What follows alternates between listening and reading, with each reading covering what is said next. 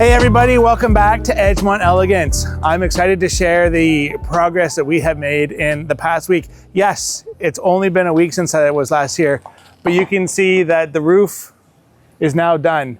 And this is a actual recycled tire roof.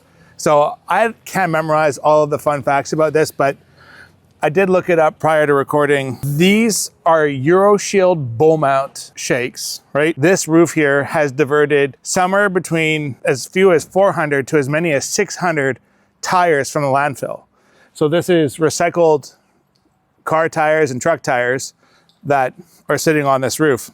Not that we get a lot of hail here in Vancouver, but if you're elsewhere in the country and you do get hail, these shakes are good to go for any sort of hailstorm. They are rated class 4 impact rated. I didn't even know that was a thing, so I learned something new on that. Obviously, it looks like a wood shingle. It's just black in color. Like the texture to it is got a bit of a wood texture to it, and we'll show you a close-up of that in a sec. The texture actually makes it safer for the guys to walk on as well. So that's also a cool fun fact. So we're inside the house now, and we are looking at the actual end piece of the high velocity system that comes out of the ceiling here, right? So this guy goes down, and there's a plenum below us down here, and we'll show you that in a second. And we come off of that up through here, and the air that is going to help condition the space will come through there. That's not the only one that's going to be in this room, obviously, but that's how high velocity works. So that's a part of the rough end. So let's go downstairs and have a look at what that plenum looks like and see where this is coming from. All right, so I lied.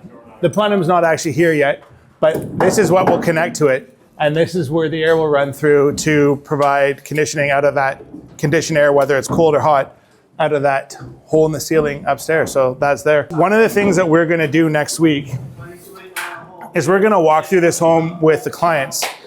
And part of our process is a box out walkthrough. And what that is we have our clients walk through the house.